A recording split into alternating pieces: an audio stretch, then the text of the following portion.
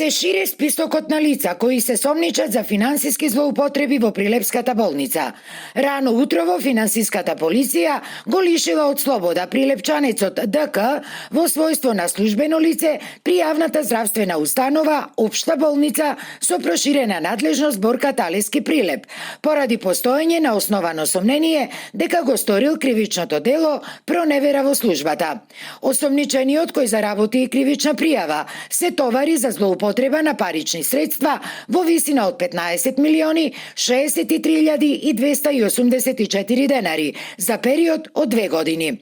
Пријавениот во својство на самостоен референт, главен благајник во одделението за материјално-финансиско работење во сектор за материјално-финансиски работи и сметководство при болницата во периодот од 1.1.2020 до 31.12.2021 година со цел да прибави за себе противправна имотна корист во повеќе наврати дел од наплатените и примени парични средства од шалтерите на болницата, наплатени од пациентите по основна партиципација и приватни здравствени услуги, не ги уплатил на банкарската сметка на болницата и истите противправно ги присвоил за себе, односно за 2020 година присвоил парични средства во износ од 6.568.726 денари, а за 2021 година присвоил 8.494.558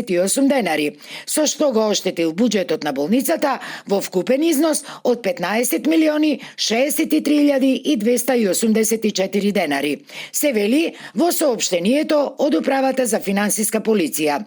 Инаку за период од 2 месеци ова е втора акција на приведување на лица осомничени за финансиски злоупотреби во Прилепската болница, а на што укажа, а поднесе и соодветни пријави директорот на болницата Кире Јоновски уште веднаш по преземањето на функцијата во 2024 година. Тогаш тој обелодени дека установата е во катастрофална состојба, со долг и обврски од околу 3 милиони евра. При тоа се трошеле пари за приватни луксузирања на айфони, електрични тротинети, местење јавни набавки и тендери, се плаќале високи аванси на фирми за споредни услуги, се организирале родендени во игротеки, а се јадело и пиело и по ресторани, за што биле потрошени близу 100.000 евра.